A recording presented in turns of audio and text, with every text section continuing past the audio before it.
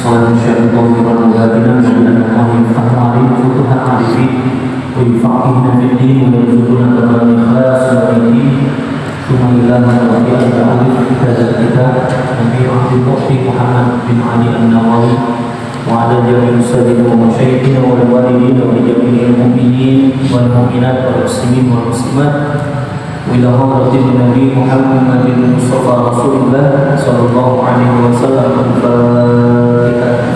أعوذ بالله من الشيطان الرجيم. بسم الله الرحمن الرحيم. الحمد لله رب العالمين الرحمن الرحيم مالك يوم الدين إياك نعبد وإياك نستعين اهدنا الصراط المستقيم صراط الذين أنعمت عليهم غير المغضوب عليهم ولا الضالين.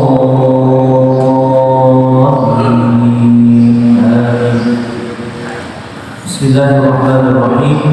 الحمد لله رب العالمين والصلاة والسلام على أشرف الأنبياء والمرسلين وعلى آله وصحبه أجمعين. رب يسر ولا تعسر وبيتمم بالخير. رب اشرح لي صدري ويسر لي أمري واحلل عقدة من لساني يفقهوا قولي. قالوا سبحانك لا علم لنا إلا ما علمتنا إنك أنت العليم الحكيم. قال المصنف رحمه الله تعالى وأدام النفع به وببركة علومه في الدارين آمين. قال وثالثها ألا يكون عليه أي العضو مغير للماء تغيرا مضارا به كزعفران. ورابعها ألا يكون على العضو حائل يمنع وصول الماء إلى جميع أجزاء العضو الذي يجب تعميمه كنورة ودهن له جرم يمنع وصول الماء للبشرة ووسخ تحت أظفار حيث لم يصل كالجزء وغبار على بدن لا عرق متجمد عليه. Allah subhanahu wa ta'ala. Hadirin jamaah sekalian yang saya hormati dan saya muliakan, dan mudah-mudahan selalu dimuliakan oleh Allah subhanahu wa ta'ala. Alhamdulillah pada kesempatan malam hari ini kita masih diberikan banyak nikmat oleh Allah subhanahu wa ta'ala sehingga kita masih bisa melaksanakan kewajiban kita. Salah satunya adalah sholat maghrib secara berjamaah. Mudah-mudahan seluruh rangkaian ibadah kita diterima oleh Allah subhanahu wa ta'ala. Salawat dan salam selalu tercurah limpahkan kepada baginda Nabi besar kita Muhammad sallallahu alaihi wasallam, kepada para keluarga dan sahabatnya. Mudah-mudahan kita senantiasa istiqomah menjalankan syariat-syariatnya sehingga kelak nanti di yaumil qiyamah kita mendapatkan syafaat. Amin ya rabbal alamin. Kita lanjutkan bacaan kita masih dalam pembahasan ya. Kalau kita tarik lagi ke awal, ini kan masih nyambung tentang syurutus sholati khamsatun. Jadi syarat sholat yang 5, salah satunya adalah toharatun, suci, an hadatsin wa janabatin, suci daripada hadas dan suci daripada janabah ya. Dan yang paling utama daripada toharat itu dalam rangka mengangkat hadas adalah berwudu. Dan syarat wudu itu yang paling pertama adalah menggunakan air yang suci dan mensucikan. Nah, kemarin yang kedua adalah jariyu ma'in ala udwin. Jadi yang kedua adalah mengalirkan air ke anggota wudu kita. Ketiga. Nah, yang ketiga sekarang wa thalithuha alla yakuna alaihi ay al-udhu mughayyirun lima'in. Jadi syarat yang ketiga itu adalah tidaklah ada keadaan daripada anggota badannya ketika ketika dia berwudu itu yang bisa merubahkan air taghayyuran mudharan bihi kaza'faran. Jadi kalau kita wudu jangan sampai ada anggota badan kita, anggota wudu kita yang bisa merubah air. Makanya kita kalau wudu, kalau di anggota wudu kita masih ada kotoran, bersihin dulu, jangan dibarengin sama basuh wudu. Jadi kalau di sini dikasih contoh kaza'faran, ya ada za'faran minyak, atau yang lainnya. Kalau sekarang kan tidak, ya kalau dulu dalam kitab-kitab fikih, ya fikih-fikih yang klasik banyak disebutkan bahwasanya ada dalam anggota badan dia seperti sesuatu yang merubahkan air, cat dan lain sebagainya, kotoran, tanah dan lain sebagainya. Nah, jadi kalau masih ada di dalam anggota wudu kita kotoran, jangan dibasuh dibarengi dengan wudu, gitu maksudnya. Jadi bagaimana caranya? Kalau ada kotoran, bersihin dulu, baru mulai wudunya. Jangan kotoran itu dibarengi dibasuh dengan basuhan wudu dia. Misalkan dia ada kotoran di tangan, ya udah diwudu aja niat wudu. Basuh muka, basuh tangan yang kanan, lalu pindah yang kiri. Yang tadi di tangan kirinya itu ada kotoran, dibarengi dengan basuhan wudunya. Nah, di sini disebutkan alla yakuna alaihi ayyuhu mughayyirun lima'in. Jadi kan air itu jadi bisa berubah sebab karena ada kotoran yang tadi ada di badan dia. Jadi bagaimana caranya? Bersihin dulu, baru dia memulai wudu. Bagaimana dengan kotoran yang lain, tanah misalnya, kaki kita kotor nih, lalu kita niat wudu aja, habis itu baru ngebasuh kaki dibarengin dengan membersihkan kotorannya. Nah, ini pun dalam kategori ini tidak termasuk daripada yang memenuhi syarat, karena wa an la yakuna alaihi mughayyirun lima'in. Jadi jangan ada di anggota wudu kita yang bisa merubahkan itu air. Dibersih dulu ya Pak. Jadi jangan dibarengin. Ya kalau misalkan dibarengin bagaimana? Karena ada ulama yang berpendapat kalau dibarengin begitu wudunya nggak sah. Karena wudu itu dalam rangka mengangkat hukum hadas, bukan mengangkat kotoran. Kalau kotoran bersih dulu, gitu. Jadi kalau dibarengin nggak cukup syaratnya, gitu. Soalnya masih ada, gitu ya, orang yang wudu ketika membasuh anggota wudunya dibarengi dengan membersihkan kotoran yang ada di anggota wudu. Itu yang ketiga.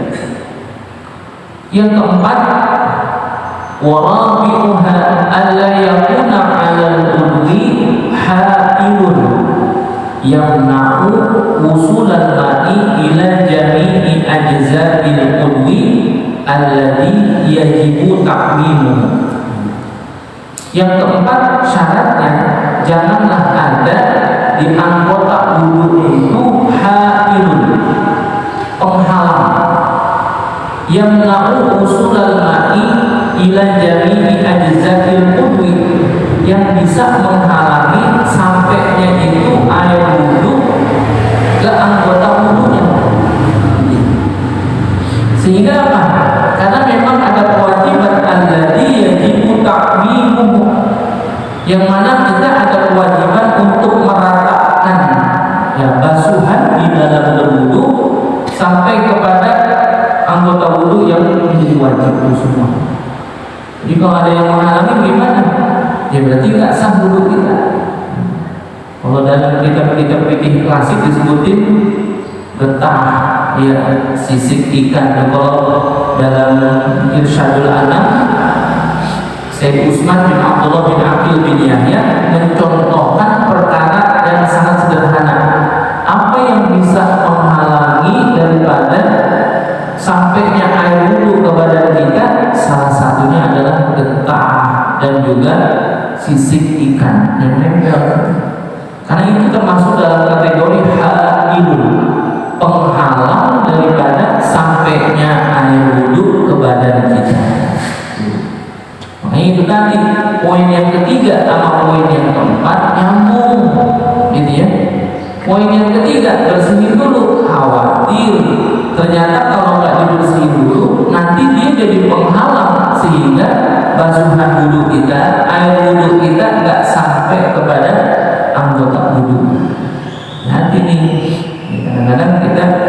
agak memperhatikan di sini, karena di sini dikasih contohnya juga bahwasanya kalau ada anggota wudhu kita ya masih ada haidun, masih ada penghalang yang usulan la ila jami ajza'il udwi ya, maka tidak sahlah wudunya, karena kewajiban wudu itu alladzi yajibu ta'mimuhu, yang mana ada kewajiban untuk meratakan air ke seluruh anggota wudu kita, termasuk di dalamnya gitu ya, lahu jawama yamna'u usulan la'ilil basyarati, ketika ada sesuatu yang menghalangi sampainya air kemana, ke kulit basyar, wa wasafa tahta azfari, dan juga kotoran yang ada di bawah kuku.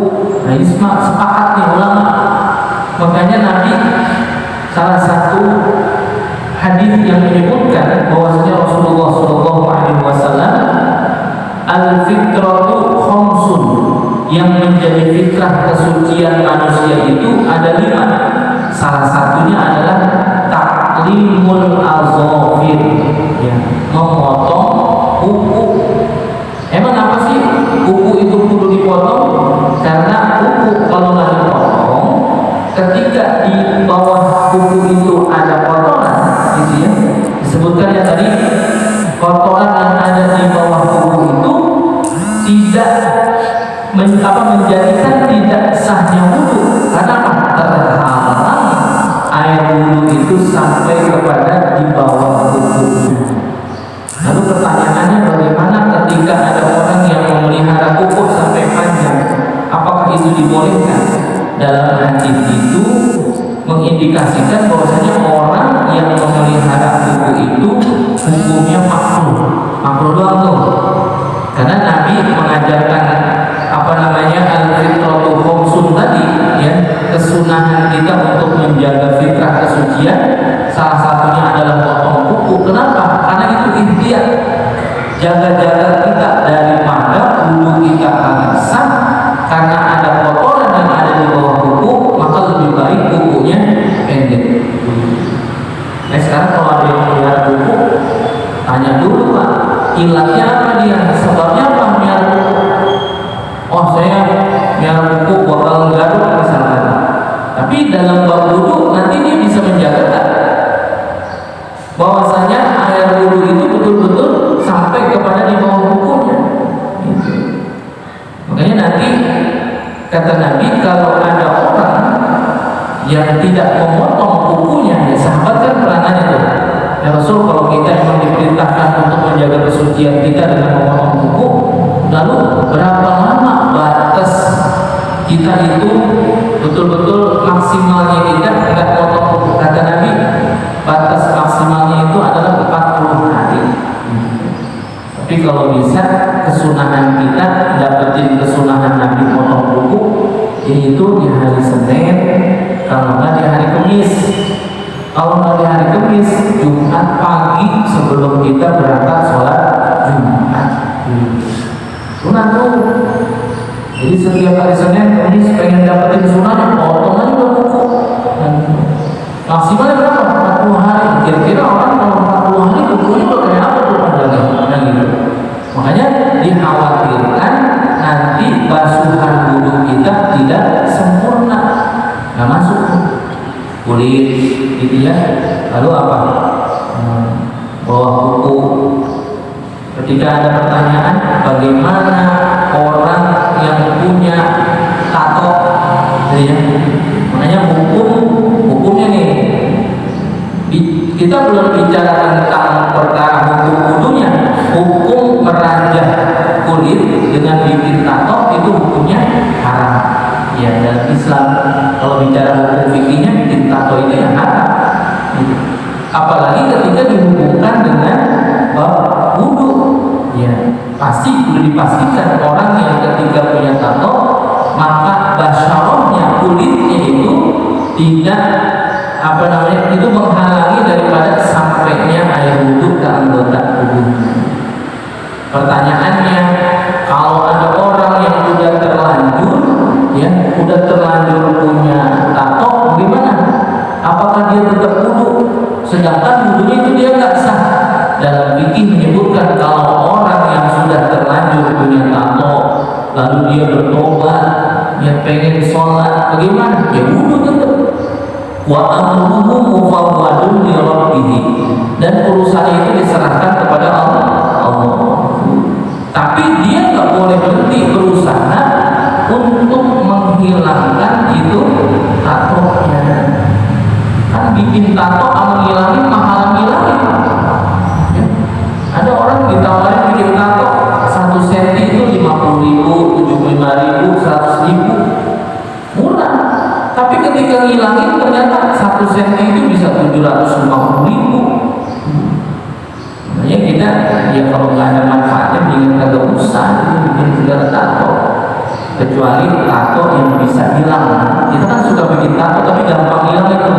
Kalau lagi cika kita bikin tato di mana, di belakang merah ya tatonya, tapi lama-lama kan hilang itu mah, dikerokin tatonya. Jadi kalau ada orang yang sudah terlanjur punya tato, bagaimana hukum wudunya? Ya udah pasti itu air wudu nggak sampai kepada basyarahnya, kepada kulitnya. Tapi apakah dia tetap sholat? Wajib tetap sholatnya.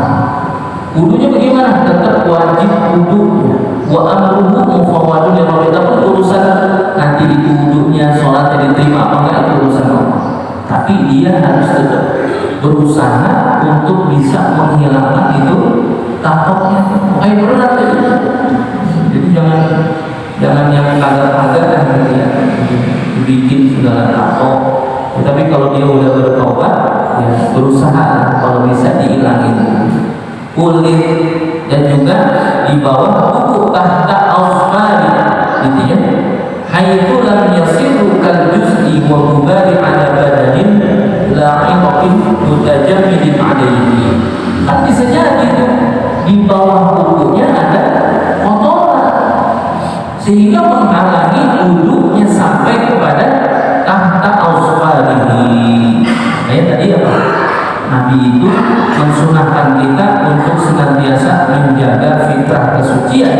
Salah satu daripada fitrah kesucian kita adalah taqlimul azafir, memotong kuku.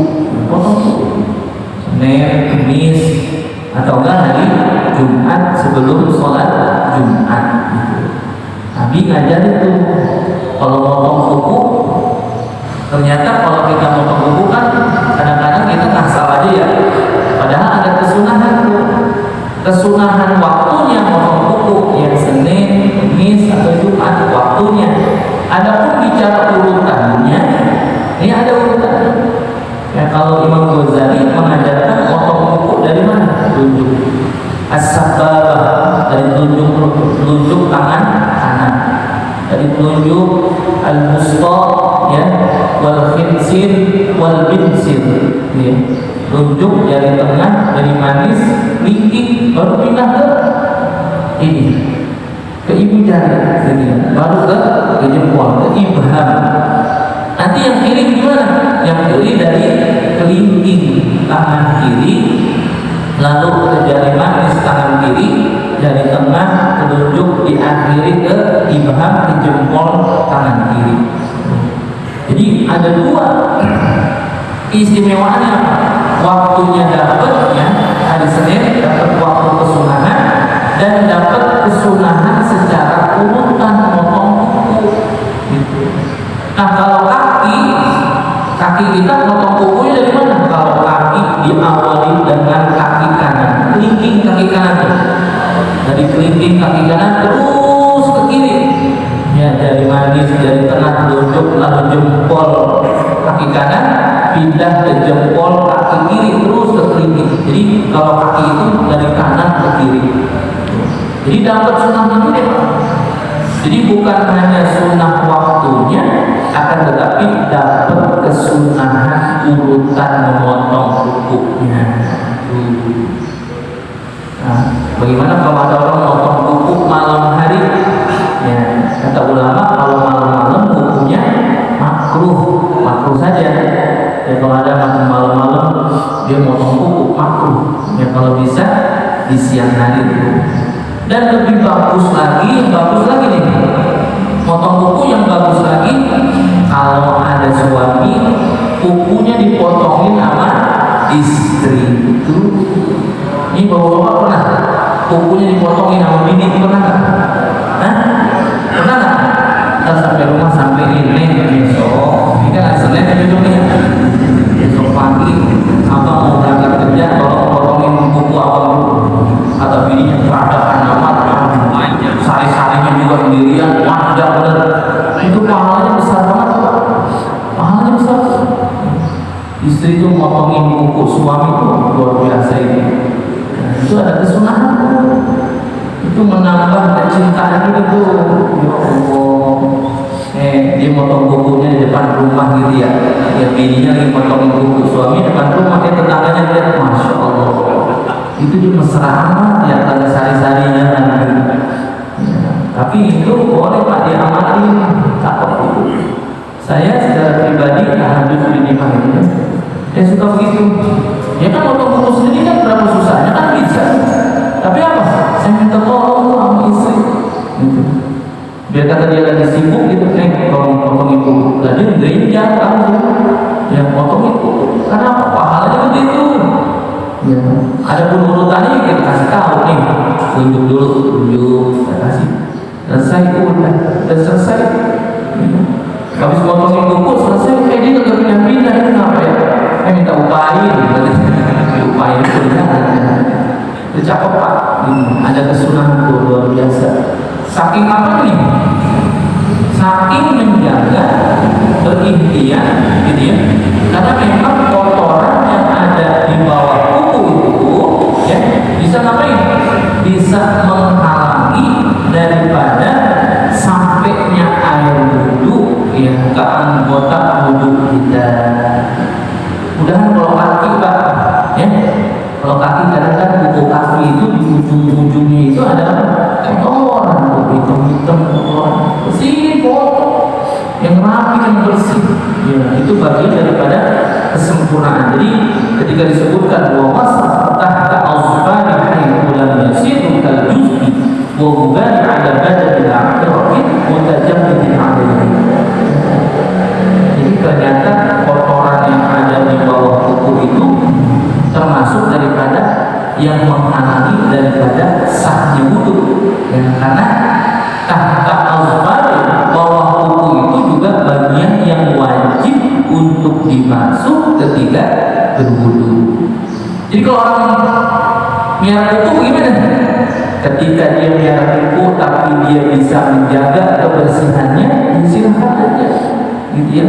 Tapi nanti kena hukum makruh karena taklimul azafir, yang motong kuku itu termasuk daripada fitrah kesucian yang mesti dijaga dari setiap manusia, dari setiap kita.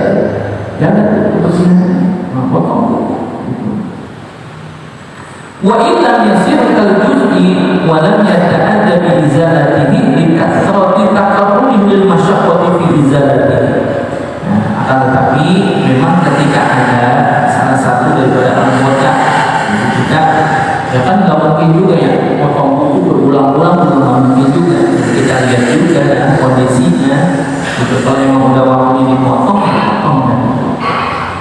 Lalu wa idza taqaqqum wasakha 'ala al-rubi wa sara juz'an min al-badani yata'assaru faslu anhu bihaitsu yakhsha min faslihi mahdurun tayammum fala yamna'u sihhatul wudu wa yantaqidu wudu bilamsihi. Nah, ini makanya jikalau kita menemui kotoran di anggota badan kita sehingga daripada salah satu anggota badan kita menyulitkan kita untuk berwudu, gitu ya, agar sempurna wudu kita.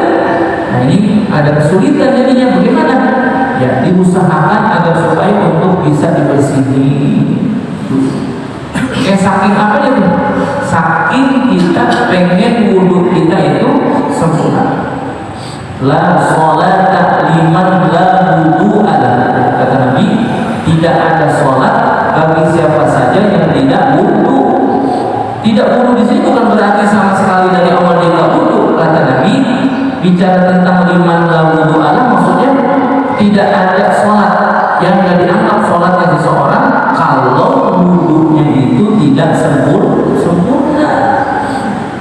Nah, sekarang kita bagaimana mau tahu wudu kita sempurna apa kagak kalau syaratnya saja kita tidak tahu. Makanya ini kita lagi sama-sama ngingetin diri kita yang bahwasanya perkara urusan wudu itu adalah penting ya. Bagaimana mungkin kita punya sholat itu sah diterima kalau wudunya itu tidak sempurna.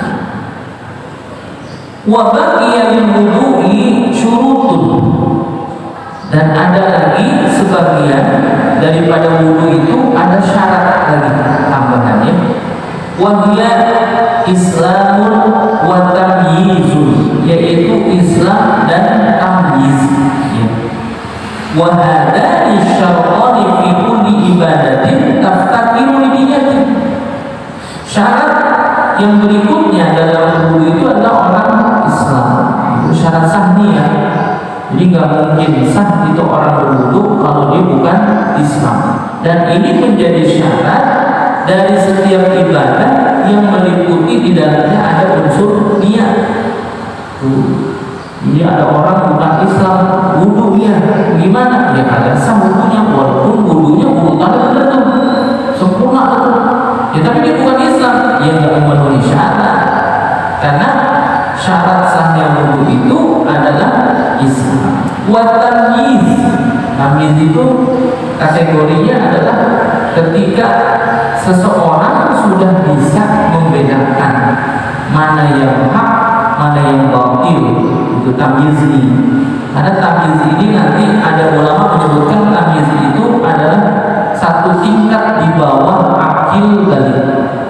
Jadi kalau ada anak yang sudah masuk akil balik, biasanya ditandai dengan tanda-tanda akil balik.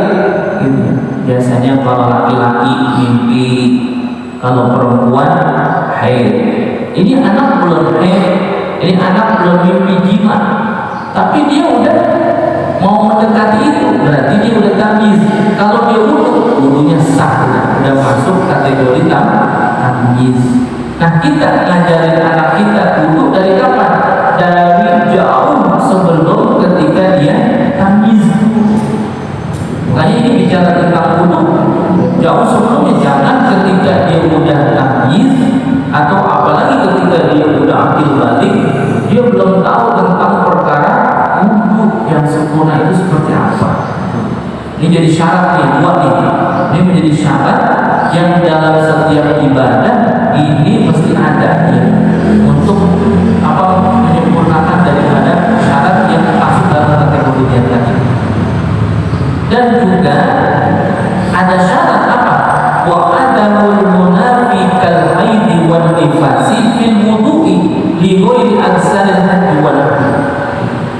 Jadi di dalam wudu itu akan sah selama tidak ada yang menghalangi daripada kesahan wudu. Seperti apa? Haid dan nifas. Kalau orang lagi haid, orang lagi nifas, lalu dia wudu, bagaimana wudunya? Sedangkan dia punya hadas besar. Lah hadas besar kagak hilang lewat apa? Lewat wudu. Makanya kalau ketika ada orang yang lagi haid dan nifas, dia wudu boleh nggak? Boleh. Tapi wudunya bukan untuk mengangkat hadas. Wudunya dalam rangka apa? Untuk menghilangkan kemakruhan dalam rangka beraktivitas. Mungkin ada kesunahan Pak. Jadi orang kalau lagi punya hadas besar, ya, salah satunya juga janabah karena jima, ketika dia ingin melakukan sesuatu, itu hukumnya makruh. Untuk menghilangkan kemakruhannya, ngapain? Wudu. Jadi orang punya hadas besar, nah kan hadas besar wudu mandi, tapi dia ngapain itu wudu? Wudunya untuk menghilangkan kemakruhan. Misalkan nih contoh, ada orang habis jima, tapi dia nggak langsung mandi, dia mau beraktivitas dulu yang lain. Ngapain? Makan misalkan, minum. Entar makan minum jadi makruh tuh. Bagaimana cara menghilangkan kemakruhannya? Cara menghilangkan kemakruhannya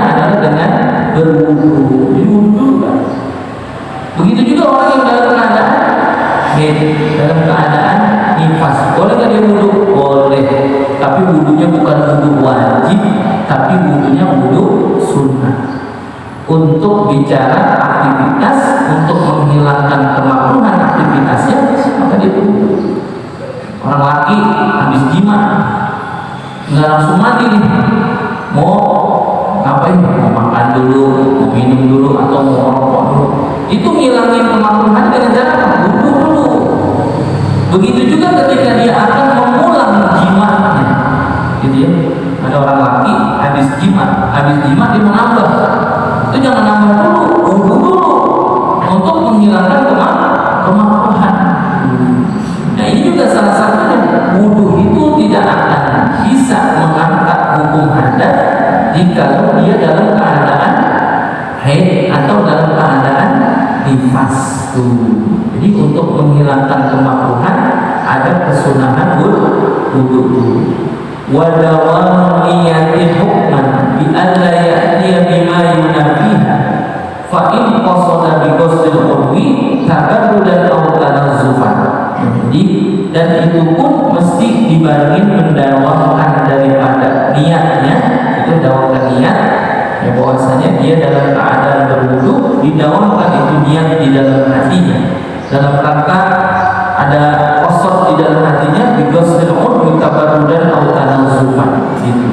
Jadi orang yang punya hadas besar itu tidak akan hilang dengan lewat berwudu, kan harusnya dia mandi kan gitu.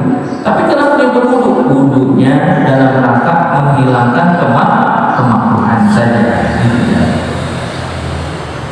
Fa in kana ma'al ghaflati an niyatil wudu kana sharifan li niyatin fa yawdu. Jadi ya sebetulnya kalau dia tidak membarengkan ya dalam rangka niat untuk menghilangkan kemakruhannya itu ya karena dia lalai gitu ya, karena sharifan li niyatin fa yawdu ya, nanti karena bicara tentang niat penting sekali dalam perkara wudu, nanti akan menjadi mudhara gitu ya, orang yang ketika wudu tidak niat. Wa min dzalika ma idza qasada izalatu ma'ala rijlaihi min al-wasahi bihaqqina ala bilatil mutahharati fa fihi hadza tafsir. Akan tetapi yang demikian itu nanti ada tafsir, ada penjelasan yang lebih terperinci lagi jikalau ketika dia niatkan itu wudunya bukan dalam rangka mengangkat hukum hadas. Bi ghusli ghairi ghusli hadati idza lam tazal bi ghuslatin wahidatin fil wudu wa 'alimu bi kayfiyatil wudu fala budda min at-tamthil baina furudihi wa sunanihi ala tafsir fi dzalika. Akan tetapi nanti ketika dia basuh ya, dalam basuhan hadas itu tidak sampai kepada basuhan yang dalam basuhan wudunya dan dia tahu tentang kaifiyat wudunya, maka tidak menjadi masalah ya, minat tamyiz baina furudihi wa sunanihi ala tafsir fi dzalika. Tapi ini ada penjelasan yang lebih terperinci lagi. Sebetulnya ini juga ada khilafiyah gitu. Lalu hasiluhu annahu ma tamayyaza furuda min as-sunani aw taqaddama kullu furudh sahha min al-alim wal amil. Lalu bagaimana kalau ada orang yang wudu dia kagak tahu mana yang fardu, mana yang sunnah? Nah ini kalau orang awam ini nggak jadi masalah. Tapi kalau dia udah pernah belajar, dia udah pernah tahu mana yang termasuk fardu wudu dan yang mana termasuk sunnah wudu, itu dia nggak bisa bedain, ada sama wudunya. Makanya kita mesti tahu mana yang fardu dan mana yang sunnah. Ya, kalau bicara wudu kan rukun wudu kan 6. Ya, yang 4 dari Al-Quran, yang 2 lagi dari Rasulullah SAW. Selebihnya sunnah. Kalau dia nggak bisa bedain mana fardu wudu, dia nggak bisa bedain mana sunnah wudu, sudah dipastikan wudunya kagak sah, kecuali dia adalah orang amil, orang awam yang baru tahu Islam. Dia tahunya apa? Wudu itu secara urutannya umur, istinsyak, basuh muka, tangan, kepala, telinga, kaki, kan gitu. Urutannya itu. Cuman ketika ditanya mana fardu wudu, mana sunnah wudu, dia nggak tahu. Sedangkan dia orang awam, maka sahlah wudu. Tapi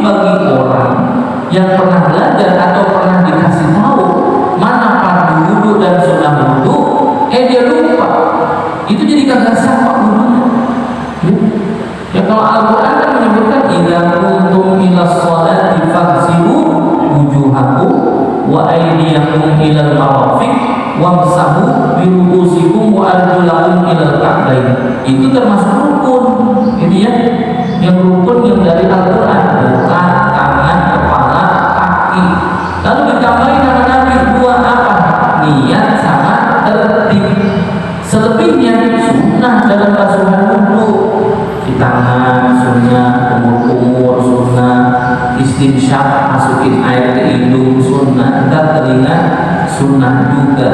Kalau dia bisa membedakan itu maka sah wudu. Tapi kalau ada orang yang sudah pernah tahu atau sudah ada pelajaran tentang fikih bagaimana fardu wudu dan sunnah wudu, tapi dia nggak tahu, dia lupa atau dia lalai dari itu, maka sudah dipastikan itu wudunya tidak sah.